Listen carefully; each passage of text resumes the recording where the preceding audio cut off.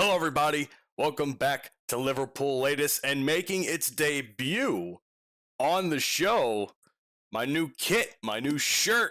Your boy's got that shit on. Let's get the name in the back there. Yeah, buddy. Mo Salah, repping the GOAT on Liverpool Latest.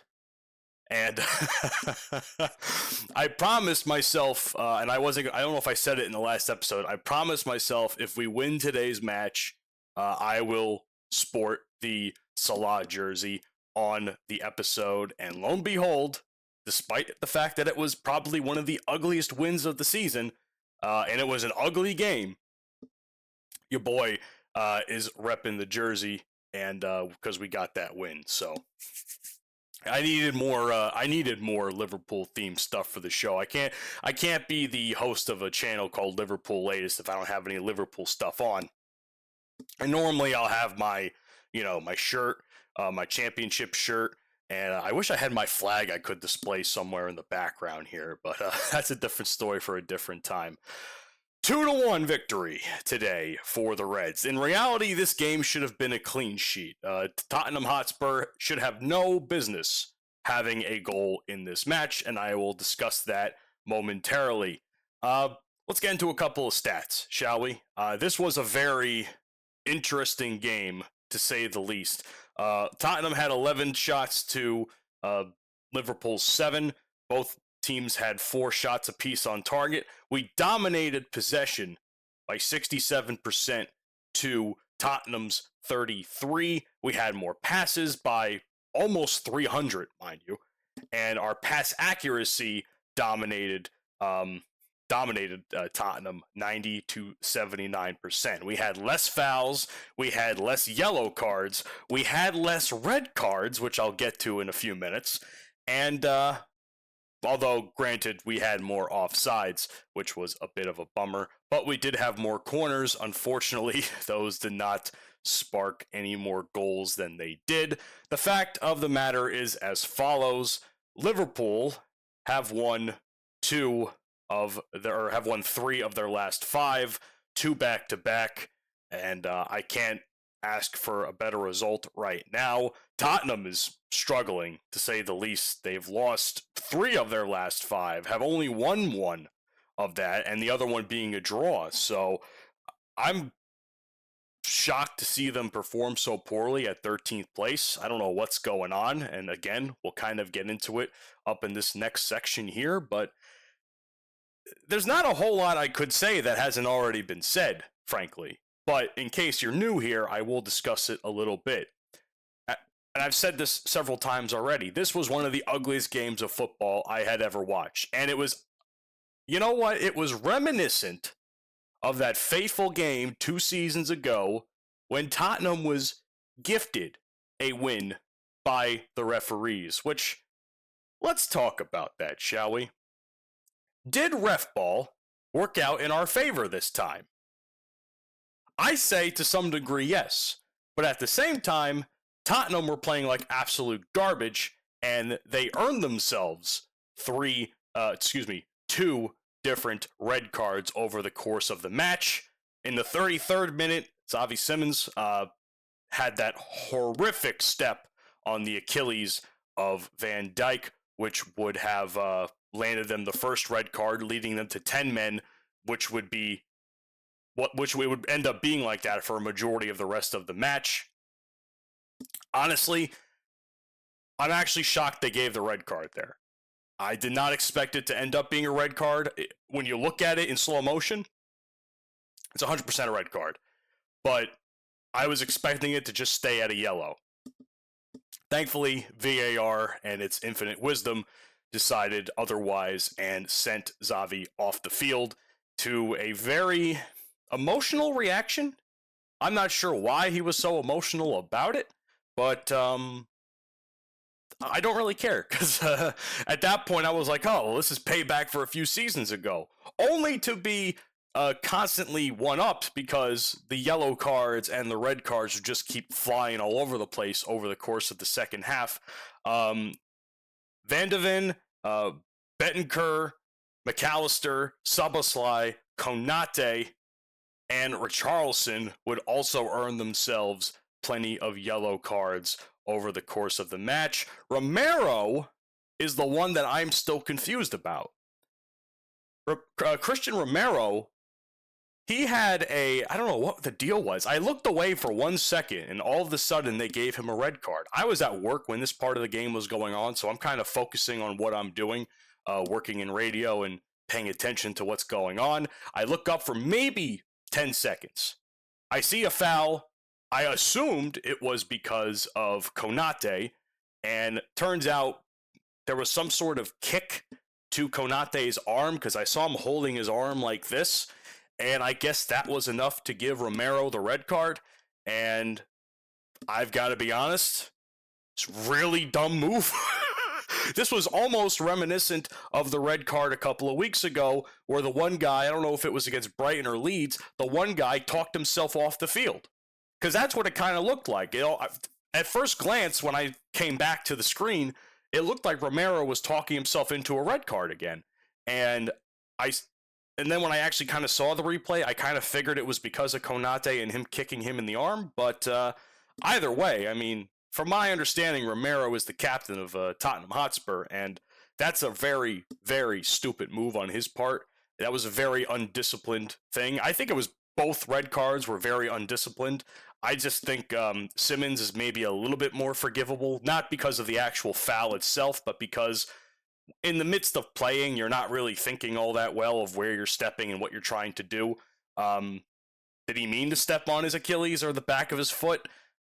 I don't think so, but in the heat of the moment, bad decisions are going to get made, and that is what happened. I hope those two hash it out because it seems like they're also part of the same Netherlands national team or the Dutch national team. But Romero's has absolutely no way I could defend that. That was just absolutely stupid on his part, for sure. So I think I could honestly say that I feel some sort of vindication for the awful game that happened 2 seasons ago against Tottenham, where we had both of our guys sent off for and a VAR call that was horrendous. I'm perfectly okay with the result of this match. Some people will say the referee was pretty bad all around. I would agree with that to some extent. I think the referee was getting the power a little bit to his head in the second half. But all in all, I think it was a pretty solid ref match up until that later second half.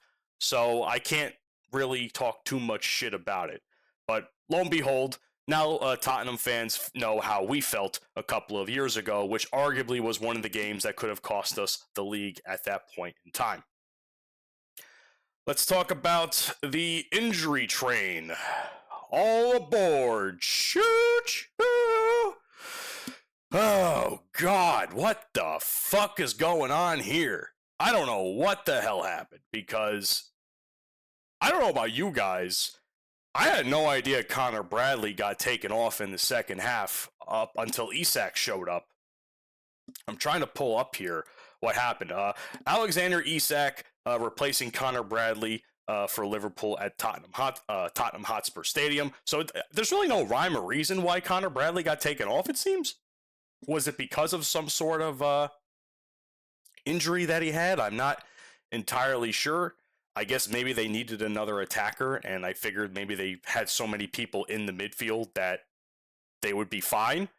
And honestly, I think Connor Bradley had a really great showing in the first half, so I'm not really sure why they would take off our right back option there and take him off the field for Isak, who would eventually score, mind you. Isak would eventually score along with Ekitike, but Isak's goal, while spectacular, because it was definitely like a hard-hitting goal there, unfortunately would result in some sort of substitution because the poor guy couldn't get off the field for the better part of at least 3 to 4 minutes. And it's a real shame. It's really unlucky to see. And it begs the question that I talked about in yesterday's episode. What are we going to do about Isak at the end of the season? Because clearly he scored a goal, great, but now he's out potentially for several weeks again. I hope it's not as serious as it seemed. People were telling me that he's walking off the field, so it might be okay, but I don't hold too much faith in that. So, as a shame as it is, Alexander Isak gets subbed out, Jeremy Frimpong comes back in, making his first appearance for the first time since like October, which is absolutely insane. Not too long after the fact, like I said, Ekitike scores in the 66th minute, and it with a really, really nice header to go in there. And his celebration was absolutely priceless. Ekitike is a dog, bro. And I say to make the same statement as I did yesterday. With Ekitike performing as well as he is right now, do we need Isak? Especially given the fact that he's had another seemingly terrible injury. So we are going to find that out sooner rather than later. Somehow, some way, and I'm pulling this up again, give me one moment, Jeremy Frimpong gets injured again. And it's one of those moments where I look at my screen and I don't know what happened. Next thing you know, I see Jeremy Frimpong going to the sideline, and he's holding his mouth up as if he's bleeding or something or other. I'm not really sure what happened there. Federico Chiesa is subbing him in at the 90th minute. So keep in mind, this is where I talk about the injury train. Bradley, Isak, Frimpong, Chiesa. We had a substitution for a substitution for a substitution. It's the same like train of sorts. I don't know how else to describe it. It's the same chain. It's like Bradley got substituted. There's Isak. Then Isak has to get substituted. Then Frimpong had to get substituted after the fact, and then the chain of events ends right there. And there wasn't another change in that line anymore. I know it sounds really crazy. I don't know if I'm explaining it as well as I would like to, but if you really think about it, that's just it's funny and it's not funny at the same time, because only us it would happen to, having the same substitution for the same, chain of people that are getting substituted. It's absolutely ridiculous. Very unlucky we were in that regard, if I say so myself. As a matter of fact, the only other time we were unlucky is with 10 men.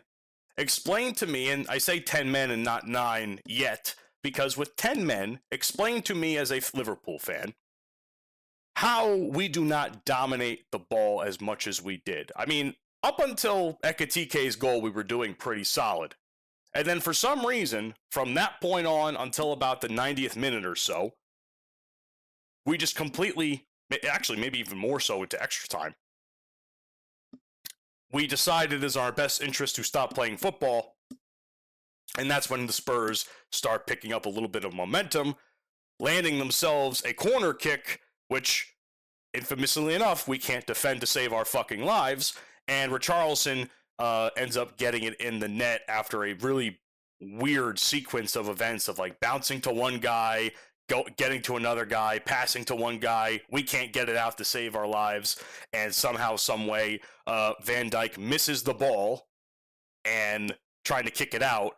And Richarlison gets it into the back of the net, passing Alisson, and there goes the clean sheet victory. Not something I wanted to see. Then Romero gets his red card in the 3rd minute of extra time in the second half. And lo and behold, we're still somehow struggling with 9 men on the pitch. And this is where I say to myself, and I ask myself the question, if this was last year's team, hell, even if this was the team from 2 years ago, guarantee you we would have won this match like 3-4 goals ahead. Let's pretend Richarlison's goal doesn't count right now. 3 or 4 goals ahead, we could have won this game by, if we actually like put together really good schemes, which a lot of the times we were. Vert had a really great assist going to Isak, which allowed him to get his first assist as a Liverpool player, and Isak's 3rd goal on the team. It's sad. It bums me the fuck out that we still defensively cannot get it together. Against set pieces, no less, and against 9 men on the pitch. Like, for 7 minutes or so, there were 9 men, and we can't get an inkling of offense to get through for a shot, or even another goal to, like, solidify the lead and the win. Okay, so I am for one a little bit as happy as I am we won. I'm a little bit disenchanted at the same time because despite the fact that we won, I still don't feel like Slot is going to turn it around the way we all hope he is. I know it's 2 wins in a row. It's great. We're in our honeymoon phase about it. But realistically speaking, what more can Arne Slot do that we already are not working on or are working on, but it's just not coming to fruition? I mean, for Christ's sake, 9 men. 9 men on the field, okay? You can't tell me we can't make a massive push, dominating in the zone, in the offensive zone. No, but we have to keep pushing ourselves back because the Spurs are counterattacking somehow, some way. Which, by the way, their counterattack was shit today, especially in the first half. I don't even know how they allowed that even to happen. If it wasn't for the Spurs making mental errors and not running up the pitch and allowing our guys to get in front of them because they were like hesitating for some reason, this would have been a completely different ball game. Because I think that the Spurs could have tied, if not won the game, if they just taken advantage of those opportunities. We got lucky because we got our guys much farther down the field in a quicker amount of time, and their guys were just kind of lackadaisical when it comes to making any significant offensive plays. So that's all I have to talk about today on Liverpool Latest. A win is a win, no matter how ugly it is. But we have a very crucial couple of games coming up now. One at home next week against the Wolves for Christmas weekend, which I will talk about at some point here on the channel. All I can say is, up the Reds, fuck the Spurs. You'll never walk alone.